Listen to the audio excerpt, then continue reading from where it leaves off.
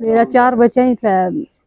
मेरा नेड़ा तो स्कूल था, वो नहीं लाई थी। इन बच्चियों इन विवाह औरतों की भावना लेकर चारपाई उठा के मजदूरी देकर मैं आया हूं।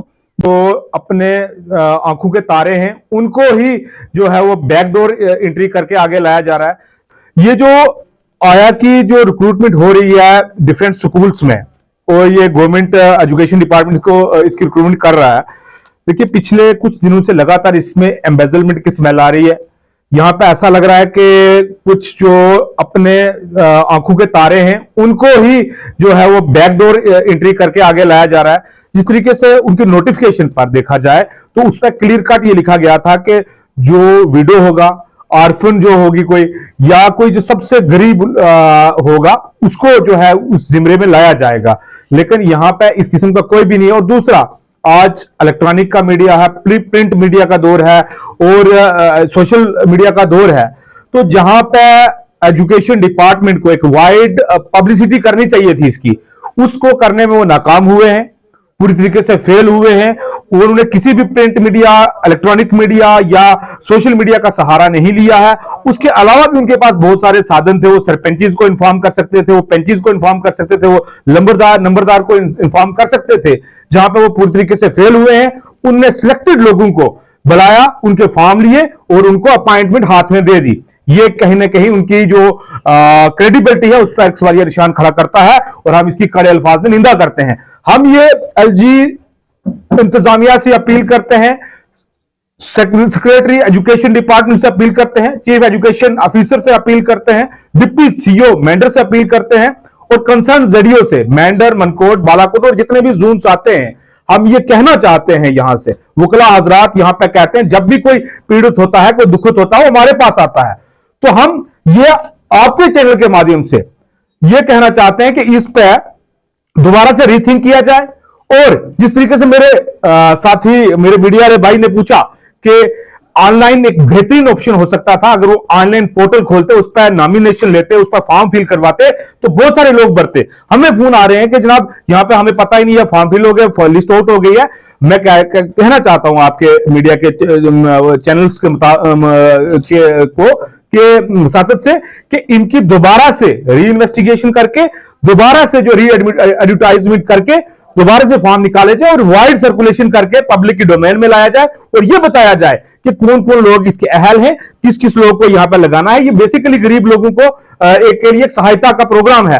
तो अगर जो लोग ऑलरेडी वेल एडजस्ट हैं, बीपीएल के जिम्मे में नहीं आ रहे हैं, किसी और जिम्मे में आ रहे हैं, जिनके घर में 2-2 मुलाजिम है, वो अगर इस चीज का लाभ उठाएंगे तो मेरे ख्याल से कहीं ना कहीं ज्यादती होगी। ये गरीब लोगों के लिए आई है, गरीब लोगों को मिलना चाहिए। ये मेंढर के यहां मुंसिफ कोर्ट से वकीलों का जो है सीधा सीधा आज एक चेतावनी भी है। अगर ऐसा नहीं होता है तो वकील उन लोगों के साथ खड़े हैं। भी हमारे यहाँ पे मेरे पास भी जाती तौर पर बहुत सारे यहाँ पे लोग आए और उनको एड्रेस भी हमने किया है। ये अगर देखिए, अगर एक विडो है और उसको वार्ड वो बनती है, या किसी ने जगह डोनेट की है, या कुछ भी है, उसको उसी वार्ड में ही लगाना चाहिए था। लेकिन हमने देखा है कि तीसरी, चौथी या पांचवी वार्ड को, या कहीं वो उस क्राइटेरिया को रांध कर जो है बाहर से लोगों को लाकर वो वहां पर फुलफिल किया गया। ये भी एक सरासर जो है नाइंसाफी है। इसके ऊपर भी एक इन्वेस्टिगेशन होनी चाहिए। मेरा 4 बच्चा ही था। सबसे मैं सदा आभारी और शुक्रगुजार उन मीडिया वाले भाइयों का जो कि किसी गरीब मकसीन या के जिसको हक न मिले उसके लिए वो लड़कर भी अपने अधिकारियों तक पहुंचाते हैं, या प्रधानमंत्री सब तक, गृह मंत्री सब तक पहुंचाते हैं। जनाब हजरात, इस तरह की बात है। मैं मेंढर शक्ल से बोल रहा हूं, तहसील मेंढर। मैं एक इन बच्चियों, इन विवाह औरतों की भावना लेकर चारपाई उठा के मजदूरी देकर मैं आया हूं, जिन बच्चियों को कोई अल्लाह ताला भगवान के सिवा सहारा नहीं, और उन बच्चियों के साथ बुरा हो रहा है।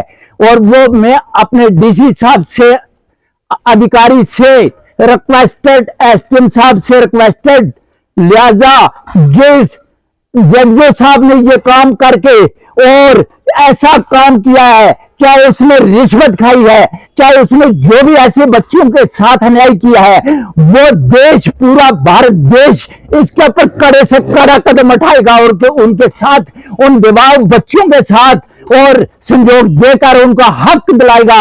और इसलिए मैं यहाँ पर पहुंचा हूँ अपनी चारपाई उठा के। मुझे किसी बच्ची की ये बात सुनकर मेरे दिल के भावना थी कि मैं पीर पंजाल से रहने वाला, पहाड़ी से रहने वाला, जो बच्ची का हक दूसरी बच्ची को दिलाएगा वो छुन्नों के रहने वाली, दूसरी जब सलवा के सेक्टर की बच्ची जिसके हक था उसको नहीं दिया गया, बेवाब मेरी बहन उस बेटी औरत का हक था उसको नहीं दिया गया। और लिहाजा आज यहाँ पर बहुत बड़े मुकाम हो रहे हैं, यहाँ पर बहुत प्रधानमंत्री साहब से बातें की जा रही है कि यहाँ पर ये हो रहा है, गरीब पब्लिक की ये हो रही है। मैं प्रधानमंत्री साहब से ये रिक्वेस्ट करता हूँ, मैं गृह मंत्री साहब से ये रिक्वेस्ट करता हूँ, मेरे हाथ और टांगों की हालत देखो। लेकिन ये नाबर्दाश्त काबिल बात चल रही है जिसके ऊपर अन्याय हो रहा है, और ये अन्याय को मिटाए और उन गरीब मकसीन, चाहे वो हिंदू धर्म की माँ बहन है, मुसलमान धर्म की माँ बहन है, वो माँ बहन है, वो बेटी है, उनको हक दिलाया जाए। यकीनन बात करता हूँ, मैं अपने अंदरूनी दुखी बात करता हूँ कि ये मीडिया वाले भाई मेरे प्रधानमंत्री नरेंद्र मोदी से बात करेंगे और उन गिरदारों को निकाला जाए, उन पर ऐसे बयान लगाए जाए और इन बेवा गरीब मकसीन उनको हक और उनको जमीन या कुछ भी चीजें या पैसा मैया फंडों से करके जो रोड पर भी समझे। या गल को हमने फिर एप्लीकेशन दी थी, एसडीएम साहब ने दी थी, सब कोई कियो बार उसका पर मारो आवाज उठाए नहीं गयो। तो दूसरा यह है कि ये बेवा औरत बेचारी या मेरे नाल खड़ी हुई है, मुश्किल इसको आग तो नहीं दी तो गयो। हम या का इसना क्या करें कि खत्म करें तो बकाया नोटिस का दे जाए। लेकिन ये जो हमारा छुआ का निकाला था ये हेल्पर का, इसमें बीपीएल राशन बताया था और देवा औरत बताई थी कि देवा लेंगे। इसमें बीपीएल में मैंने भी लगाया लेकिन इनका भी लगा हुआ था। तो मैं यही चाहता हूँ मेरा जो बीपीएल का है मत लो आप, मेरा कोई बात नहीं ना लगाओ, लेकिन इनका जायज बनता है। लेकिन इन लोगों ने उठा के दूसरा को